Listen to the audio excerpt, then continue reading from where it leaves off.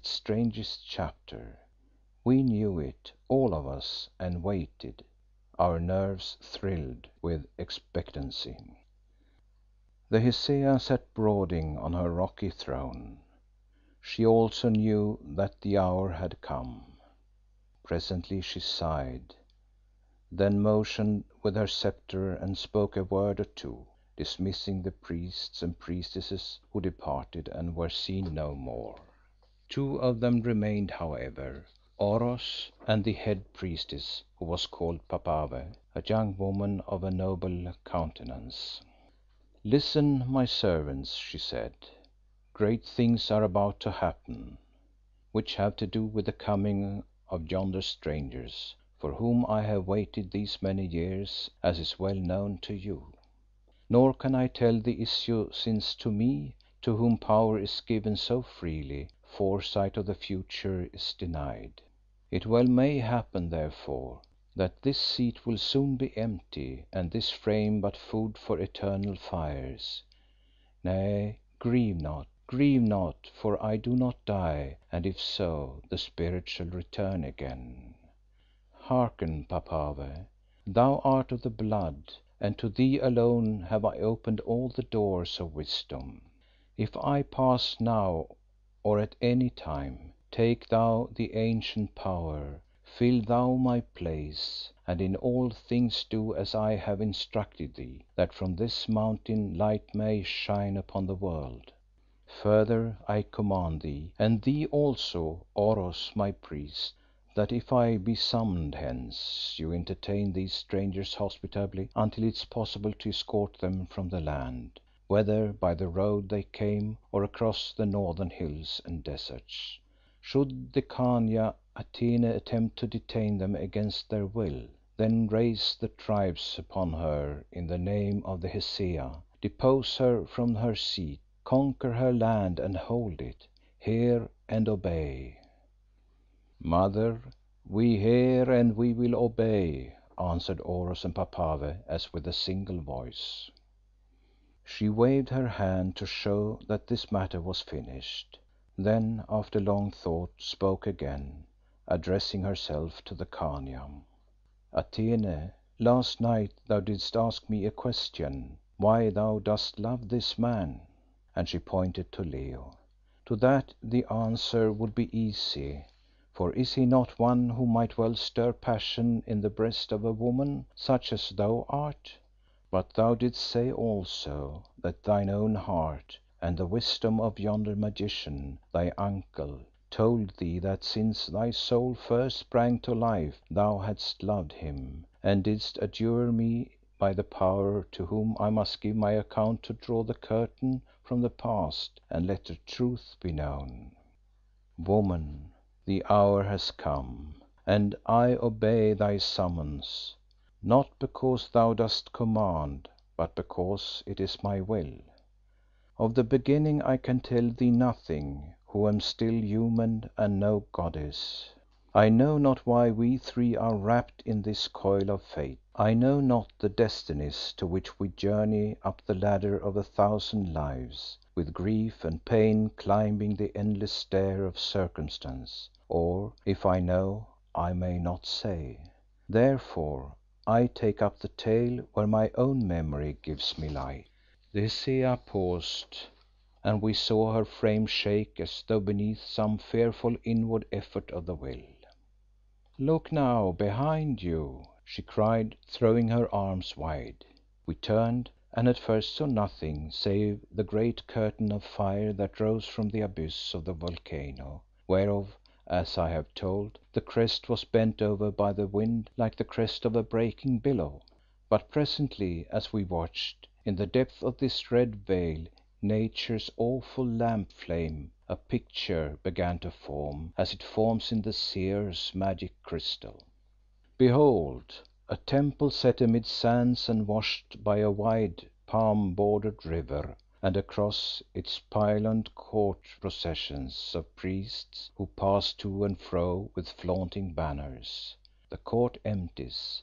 I could see the shadow of a falcon's wings that fled across its sunlit floor. A man clad in a priest's white robe, shaven-headed and barefooted, enters through the southern pylon gate and walks slowly towards a painted granite shrine, in which sits the image of a woman crowned with the double crown of Egypt, summoned by the lotus bloom, and holding in her hand the sacred sistrum. Now, as though he heard some sound, he halts and looks towards us, and by the heaven above me, his face is the face of Leo Vincey in his youth, the face too of that Kallikrates whose corpse we had seen in the caves of Kôr. "Look, look!" gasped Leo, catching me by the arm, but I only nodded my head in answer. The man walks on again, and kneeling before the goddess in the shrine, embraces her feet and makes his prayer to her.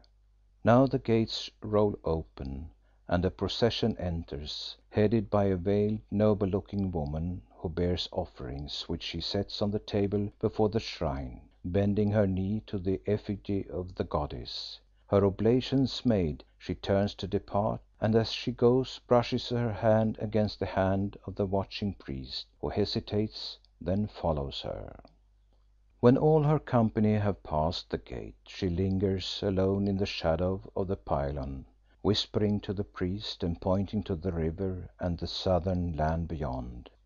He is disturbed. He reasons with her, till after one swift glance round, she lets drop her veil, bending towards him, and their lips meet. As time flies, her face is turned towards us, and lo! it is the face of Atene, and amid her dusky hair the aura is reflected in jewelled gold, the symbol of her royal rank.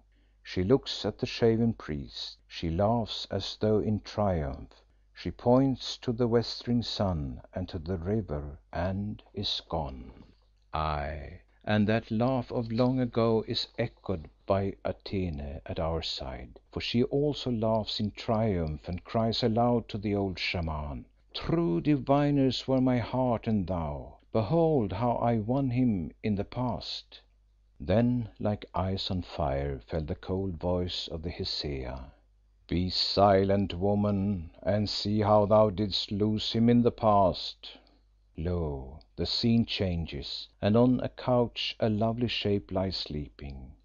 She dreams, she is afraid, and over her bends and whispers in her ears a shadowy form clad with the emblems of the goddess in the shrine, but now wearing upon her head the vulture cap.